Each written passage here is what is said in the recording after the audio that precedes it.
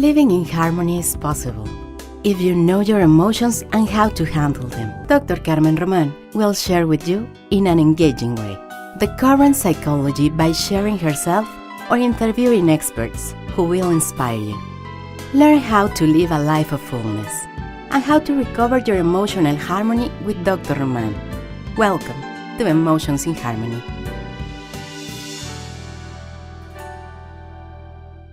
Hello, my wonderful listeners in Amigos in Harmony.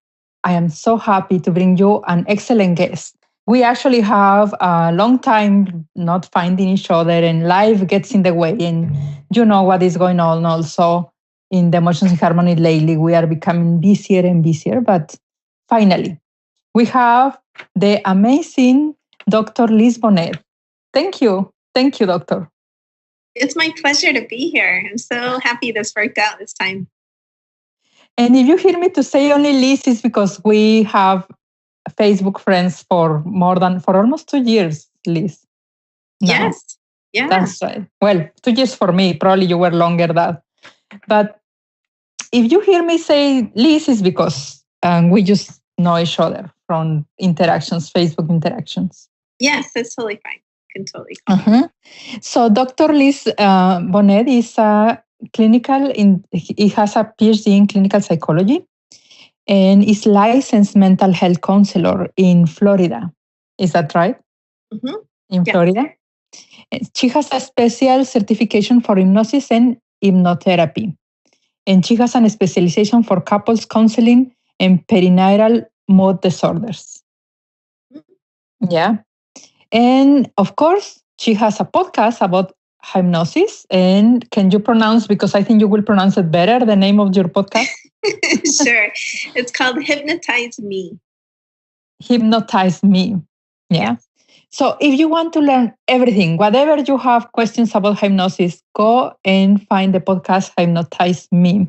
And of course, you will be part of the large audience that she already has, and you can contact her and ask questions, or you can contact us here and ask questions.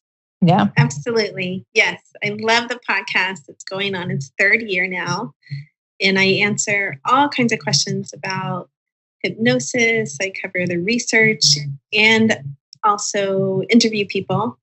Mm-hmm. And it's the theme is hypnosis, transformation, and healing. So this third year and third season, I'm branching out more to topics other than hypnosis, but it's still focused really on healing and transformation. Yeah. So this is a very relaxed conversation and a very deep conversation. So please, if you feel that emotions arise or something difficult arise for you, take care of yourself. Go put pause to the video or to the audio and go and listen in your own pace, in your own time. Yeah. Okay. So we want the listeners to take care of themselves. And also we want you to be curious, to want to just, as you are listening to us, just pose questions in your mind and feel free to contact us. It is okay to contact us and we can follow up with that. This is a very important topic and I know so many of you asked for it already. So I want to take the basics and we go from there, and we don't have the luxury of being live. So I know more questions will come on the way later. Yeah. Mm-hmm. Liz, tell us what is and what is not hypnosis. Okay, wonderful question. I get this question all the time. What is hypnosis? And also, how do you know you're in hypnosis? So they sort of go together. And what is hypnosis? People have written books and books and books about, honestly, because they can't quite define it. These days now with brain scans, we know that when someone is in hypnosis, then their brains are generally in the alpha, theta, or delta state. If they're in really deep hypnosis, it's delta, which is one of our deepest brainwave states. In medium to light states, they're in theta and alpha, which is similar to the brainwave states that go on when you're in meditation or relaxation. So we know that the brain waves are organizing and slowing down when you go into hypnosis. And the theory is that that then helps change be easier, an easier way to change. And it helps you develop new neural pathways in the brain.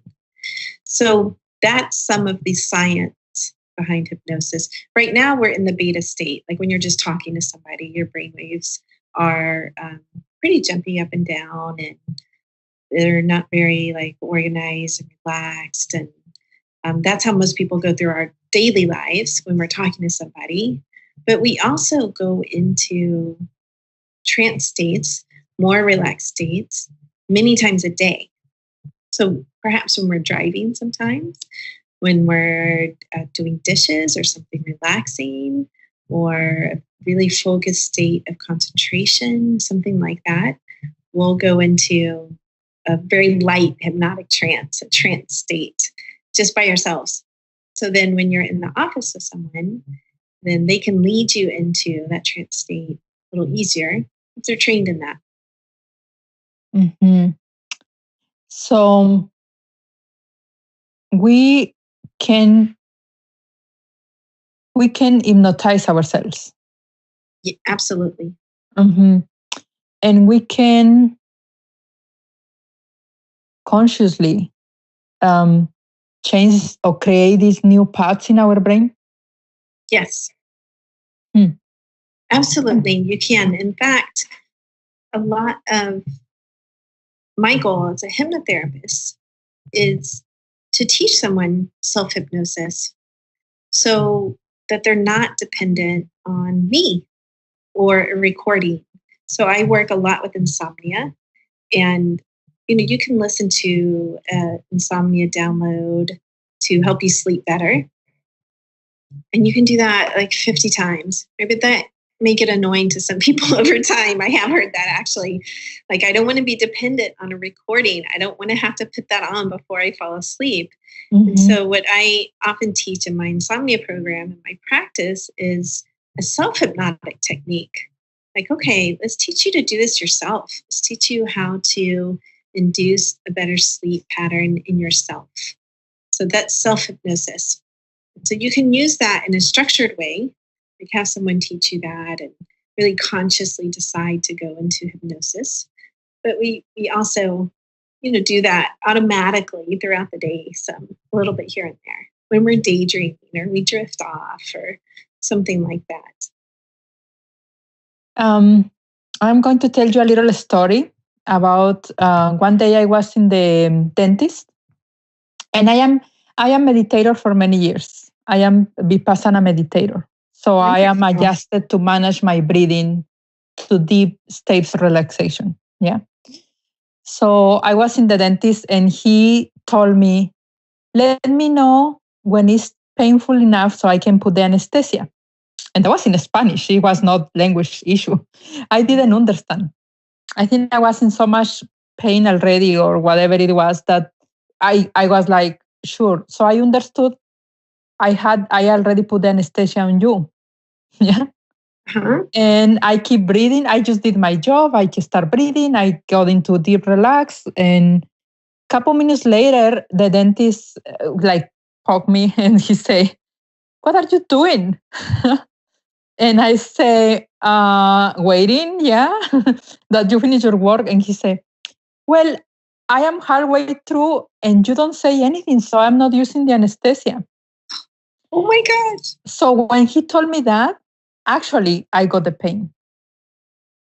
Yeah, because I went out of the state. Yes. Yeah. So he took you out of your hypnotic state, basically. He took me out. Yeah. Oh, wow. So I learned from that and so many other times in my life where I am able to ease my physical pain that hypnosis can be done without any source. You're right. Yes, absolutely. Without breathing.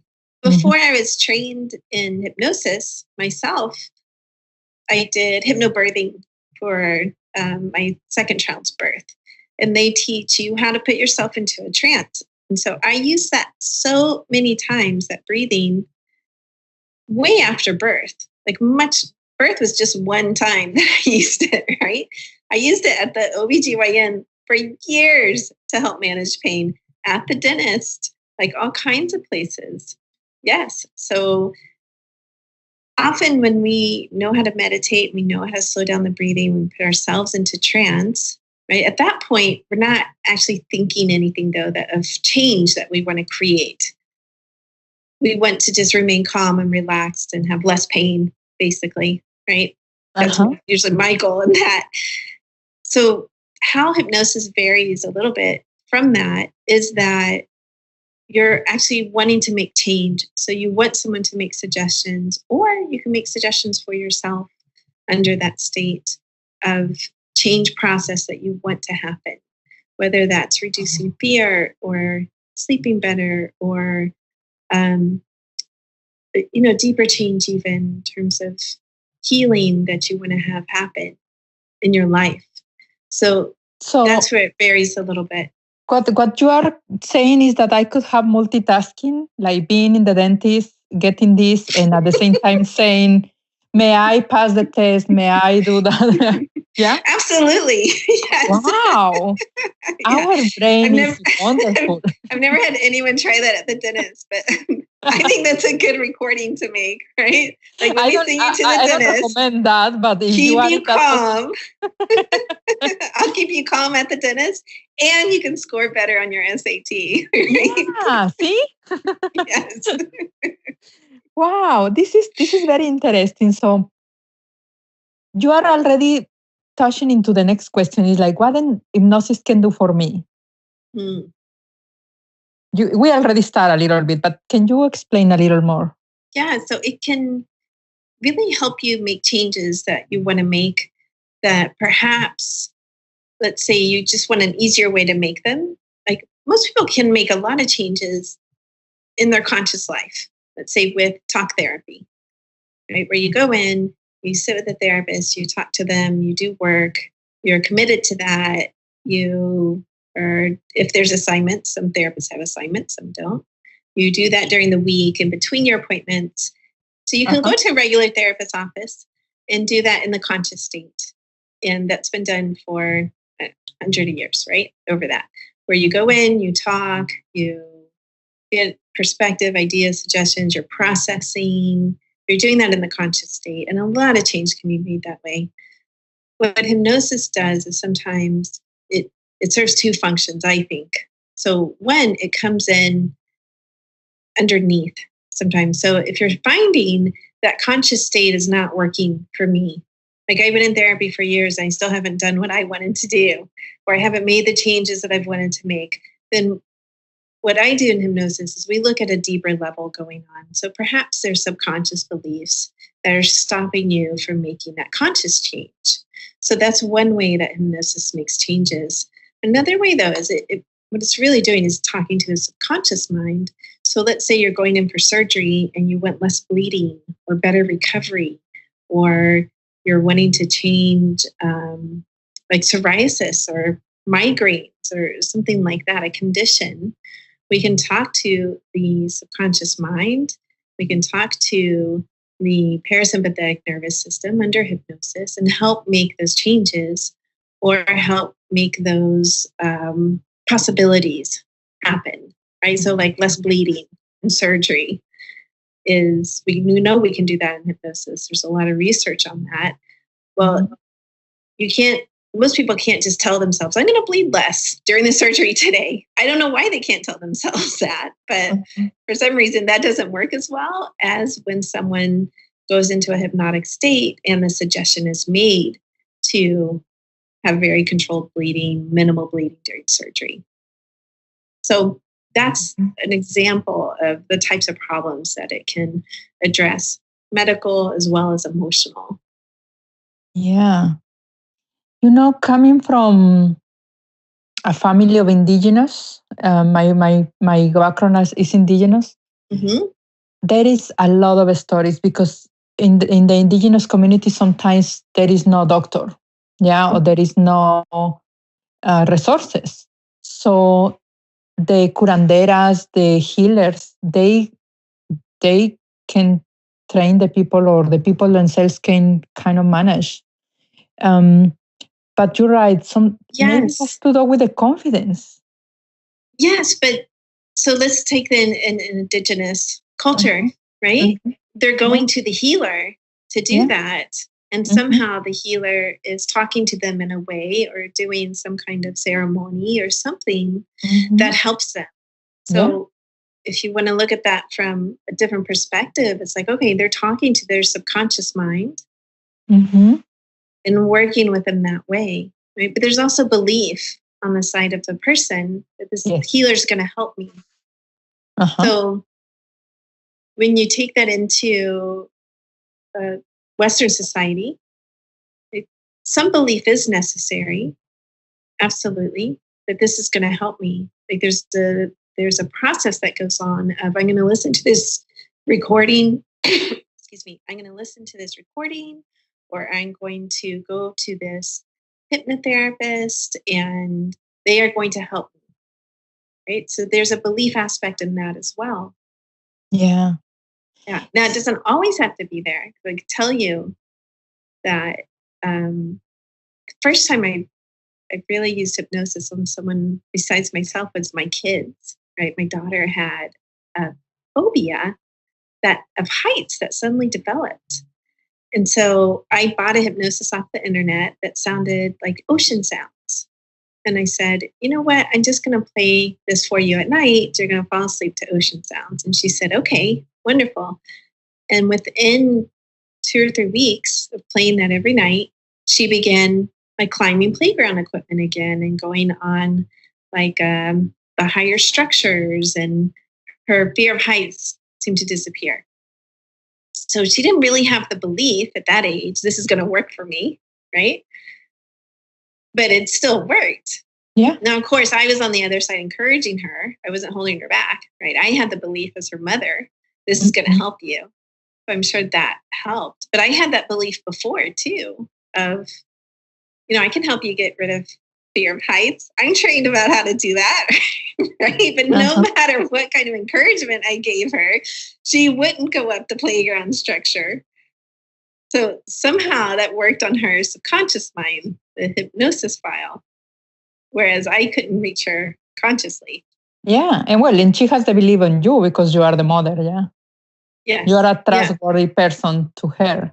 But she didn't before. I mean, I think she did trust me as a mother. But, when we'd be at the playground, I'd say, no, you can climb that tree. There's no problem there. Like, you're totally fine to do it. She's like, no, I couldn't. I can't. Fear came in. Yeah. So, always the question of, do you have to believe in this for it to work comes up? And I say, well, it really just depends. It does. So how do we know, at least, that we are in the correct place with the correct person? Because it really is allowed around people who, one, may not be trained properly, or two, may not have the credentials or may take advantage. I don't know, if somebody's messing up with my unconscious and they mess up with the way that is their in their way. Yeah. So how do I know when I am safe with a therapist? Okay. So I have a couple of recommendations, and I do want to say that around the world, the laws vary, obviously, about who can do hypnosis and hypnotherapy. In the US, we have 2 different types of people who can do hypnosis. So one are licensed professionals, meaning that's not just psychologists or licensed mental health counselors, it's doctors, it's anyone with a medical license, type license, nurses, dentists, dermatologists, often do hypnosis training. And then there's another group of people who don't hold a license, and often they're called hypnotists. But that varies. The language, excuse me, the language varies state to state what they can call themselves. But you can always look for their credentials. Like, do they have a degree? Do they hold a professional license? And then are they trained in hypnosis, and who are they trained by? So I would suggest doing some research. Now, there are some excellent hypnotists out there who don't have degrees like in psychology or clinical psych or counseling. But they're only allowed to work with certain problems too. So I say if you're doing something more basic, like stop smoking, something like that, probably a hypnotist is fine. But again, I would look at, I would have a conversation with them, see how you feel about them, make sure that they're operating ethically. And if you can, get a word of mouth, get a feel for them, who they are, because it is important. Now, if you're dealing with deeper problems, or you're just like, no, I just want someone who's licensed, I make sure is safe.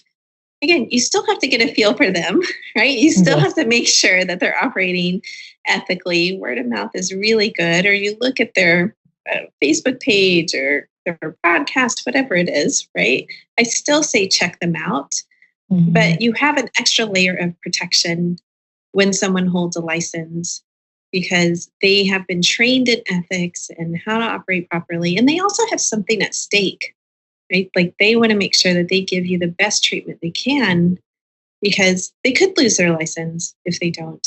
But generally, if they're holding a license, I mean, we are talking, they have years and years and years of training behind them and education, and they know how to handle problems that may come up under hypnosis. So it's not just that they're going to give you suggestions that are good for you and make sure that they're guiding you properly. It's also, if you have an emotional reaction or some kind of memory comes up under hypnosis, they know how to handle that and what to do. So that's an extra layer of training that I think the people who hold a license have that often hypnotists don't have. Yes. Yeah. Thank you. That's a very good distinction. As you are talking right now, it comes to my mind all these people or prospective clients that they call and they say, "Can you do a hypnosis on me?" And I usually say no, because it requires time for me to warm up to the client, to know the story. It will be a couple sessions before I dare to do a hypnosis. Yeah. And some people are not patient for that. They want the hypnosis and they want the results quickly and done and everything. But when hypnosis can be done for trauma, like for sexual trauma, rape, sexual abuse, or whatever, it's a very beautiful encounter.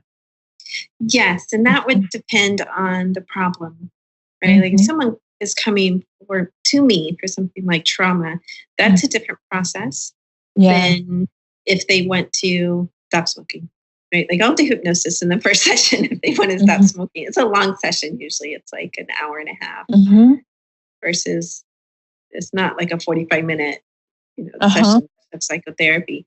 So it's a longer session. I will do hypnosis in that first session with them for a problem that's more simple. But when it's a deeper problem, then yes, I need to get to know them some. Again, I do a much deeper method called core healing, and we're not doing exploratory hypnosis in that first session, but we are doing a hypnosis just to help them lift depression or build a better sense of self-esteem. Like that's after, and again, that's generally at the end of a 2-hour session, right? So I'm getting to know them, making sure they're appropriate during that first part of the session. But that varies by practitioner. So everybody has their comfort level with that. And again, it's not just a practitioner, but it's also what you're coming in for. Yeah, I am loving this conversation, Liz, because it's so much taboos and unknown about hypnosis.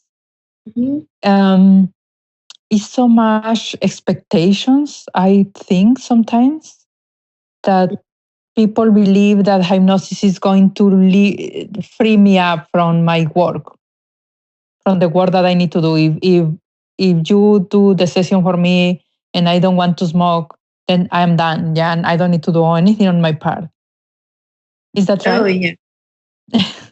Well, that is the expectation sometimes, but no, you still have to do some things on your part, right? Even if that's like throw out all your smoking stuff, right? Yeah. Or we talk about like even something simple like that. We talk about if cravings come up. Some people have zero cravings when they try to stop smoking. Other people have cravings come up.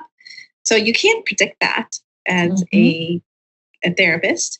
So we even talk about, okay, if a craving does come up, then what are you going to do? Like, let's prepare for that. And hypnosis is one of the things that you can do. Like usually I send them home with a file that they can listen to.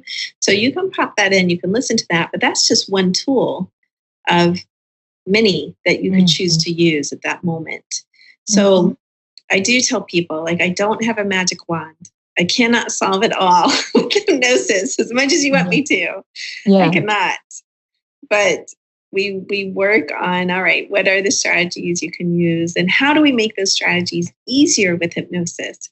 So some people absolutely feel like it is easier, but they also have to be committed to that change process. They have to be ready for it and committed is what I believe.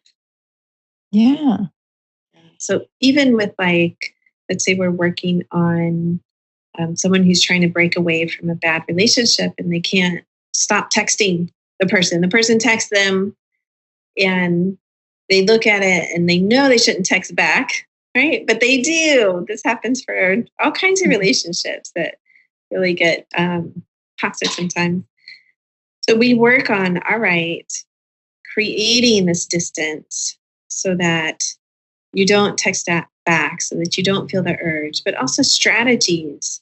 Like what are different strategies you can use and how to make those strategies easier for you to access.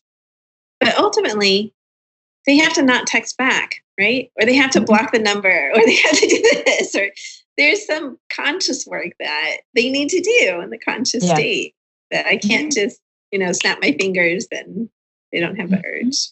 So the next question is, what problems can be done by hypnosis and what definitely is not good to work with it? Oh, okay. So I don't want to sound like yoga teachers. Yoga teachers think everything can be fixed with yoga, right? I can say that because I was a yoga teacher for like 15 plus years. They're like, oh, your left arm is falling out. Well, I have a pose for that. I can fix that with yoga, right?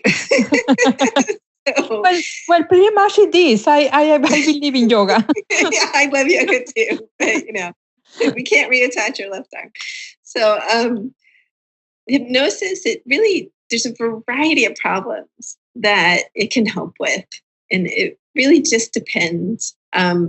So IBS, common ones that have been highly researched in medical schools, we're talking where standards of care comes into the statement here.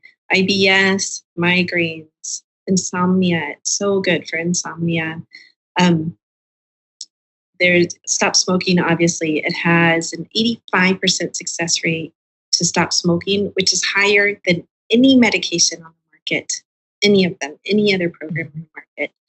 So stop smoking is an easy one. People like to use it for weight loss. I have my own political stuff around that. It can be very effective for weight loss. I have a whole episode about weight loss, but I don't personally do it. I'll do overeating and mindful eating, like let's bring your eating under control. I'm not necessarily a proponent of straight up weight loss, but that's a common one that people use it for. And then also deeper healing. So again, if you're having these behavior changes that you want to make that don't seem to be happening in your life, you always seem to get a block, I would say see a hypnotherapist that's trained in deeper methods to see if they could help you. I did an interview the other day, someone's using it for erectile dysfunction. So I think it was only a session or two and the person was back to full functioning. Again, that's like you need to see a doctor first. A lot of these conditions, you need to see a doctor first, make sure nothing medically has been, everything medical has been cleared. And then a hypnotherapist can help you. Sexual dysfunction, people use it for to help them be able to improve their sexual function. That's like a handful of problems that it can help with. Oh, tinnitus, ringing in the ears. It's very common for that. Yeah. So we're not going to cure that. Yeah. That's not the goal in hypnosis, to cure tinnitus, but we're going to help you not pay attention to it so it doesn't take over your life. Yeah. It's so refreshing to listen from you, because I have my hesitance always with hypnosis, and I do practice myself hypnosis as a psychotherapist, and I needed to train myself just because as a student, we were victims of somebody who didn't know what they were doing. Oh. My cohort in bachelor degree, we have a very difficult experience with somebody who was a famous hypnotherapist. And it was the very beginning of my career, of my student life as psychologist. So I started paying attention and I started learning a lot about that. Yeah. And I started being extremely careful. So it's so refreshing, Liz, to listen to you and to know that it's research behind, there is a place in time. It is not the ultimate resource, but it's a very good resource. And something that you said, I love that sometimes it's so 1 or 2 sessions away from recovering your life. Yes. Recovering the good life that you used to have, or similar to that, or better than that. Yeah. Yes. I mean, there's miracle stories in hypnosis as well as other fields, right? Other times too. Sometimes we don't always know. So you could go to a talk therapist and someone does 1 or 2 sessions, and on our side as a therapist, sometimes they just disappear. They don't come back. And often I'll tell you, therapists think we did something wrong, right? Like it's like, oh, I don't know why that client didn't come back. Maybe they didn't like me, or maybe they didn't jive with me, or maybe I did something wrong. But then later you hear how it transformed their life. Like just 1 or 2 sessions of talk therapy. So I think that's a possibility with all kinds of healing modalities, not just hypnosis. Yeah. And then other times it takes, I don't know, weekly acupuncture for a year, right? For somebody, right? Yeah. Or, 6 sessions of this to do that. So it really just depends. It depends on the individual. It depends on what you're looking at, what you're trying to solve. The biggest thing I could tell somebody is to be careful about who you find, who you go to. You are dealing with the subconscious mind. You do want someone who practices ethically and knows what they're doing. And you can find those. There's the International Society of Clinical Hypnosis. There's the American Society of Clinical Hypnosis. There's the National Guild of Hypnotists. They're an excellent organization. So I would say look for someone who's in these organizations, who does make sure that they have good training. That the fact that they're a part of these says something. Like for many of these, you can't just sign up for them. You have to prove your credentials to them to be able to be a member. But those are also good websites to go look at and say, okay, if I want to find somebody in my area, start there and say, all right, if they're a member of the society, we know that they're well-trained because they don't just let anybody in. And then see how you feel about that person. And that's true of psychologists in general, right? Like, see how you feel about that person. It's so important that whether you're doing hypnosis or talk therapy, whether you're doing cognitive behavior or, I don't know, EMDR, how you feel about the person is really important. That's your internal guidance system, right? How we feel is our internal guidance system. It's so important to listen to it. Yeah. I don't mind when prospective clients ask me questions like, who are you? What do you know? Like, please ask all of this, because I want you to feel comfortable once you come in.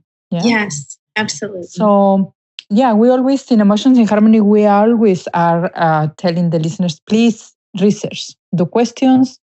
Don't believe me just because I'm talking here. Yeah. So, Liz, just to finish this wonderful conversation, do you have something to add before I ask you for an online resource or something else? I think we covered it all. I'm always open to questions. Mm-hmm. So, again, if someone has questions, please feel free to contact me. And I do my best to try to answer them or get you to the practitioner in your area. I always want to try to help people who are reaching out for resources. Yeah. Do you do sessions online? I do. Mm-hmm. Oh, yes. Okay. So they can contact you if they want a session online. Yes. Mm-hmm. Mm-hmm. And any online resource that you think is good to start with? Mm-hmm. Yes, there's the American Society of Clinical Hypnosis, asch.net, and they have a lot of information on their website. And then the podcast that I run, honestly, has 2 years full of resources on it, right? So you can always listen to that, and that's Hypnotize Me. And you can find that online at hypnotizemepodcast.com, or you can also go to my website. There's all kinds of resources there, as well as you can download a free hypnosis to decrease fear and anxiety or increase emotional stability. There's 2 of them there. And that's drlizhypnosis.com, DRLIZ hypnosis.com. So wait. You have something for free? Yeah. Uh-huh. Oh my God. Okay. If they join my newsletter. Okay. It's not completely free to join we will put the link in the notes. Yes. Uh-huh. But let's tell them again. So if they go to your website. Mm-hmm. They join the newsletter. Mm-hmm. They get access to, it's 2 hypnosis files, and then a couple of ebooks are on there too. I tend to change over the years what I offer. So I always have it there for anybody who comes in the future. Uh-huh. But there's always a hypnosis file there. So just go to Dr. Liz Bonet. Is your website, yeah? Dr. Liz. I have it here. Yeah. Sure. Dr. Liz Hypnosis. Mm-hmm. Hypnosis.com. Yeah. And they can join your newsletter and they will get all these freebies. Mm-hmm. It's wonderful because, of course, like you say, 2 years of podcasting is a lot of material. So I'm sure a lot of questions are covered already there. And they can also contact you. They can find you in your website. We will put all the links. They can find you in social media. Yeah. Wonderful. Thank you. Mm-hmm. Yes, I'm on YouTube and you are Twitter, and Instagram, Facebook. And no, I dropped Instagram. My account got hacked. Oh, I'm so sorry. It got hacked. Instead, there's no way I could clean out. Like they added like 1,000 contacts or something. It's crazy. So I was just like, forget it. I like guinea pig videos on Instagram mainly anyway that I look at with my kids, So I was like, forget Instagram. They have plenty of resources to find you. They do, yes. Yeah. Okay. Well, I really appreciate that it took us so many weeks or months to get together, but finally. Yes. Thank you. It was my pleasure. Thank you so much for having me on the podcast. Well, anytime. You just contact us and we will be happy to have you in Emotions in Harmony. Thank you. Thank you, wonderful listener, for if you are still with us here, you made it to the end. Yay! Please share this to whomever you love. So we want them to get better. And if you don't love them, just share too, because you may love them one day. Yeah. Okay. So bye for now. And you will hear from us in the next week in Spanish. Bye for now. Thank you. We have ended one more episode of Emotions in Harmony. See you the next one, when Dr. Carmen Roman will help us to have a more fulfilled life caring for ourselves and the ones we care for. Meanwhile, visit www.emotionsinharmony.com to see the show notes, subscribe, and enjoy more content.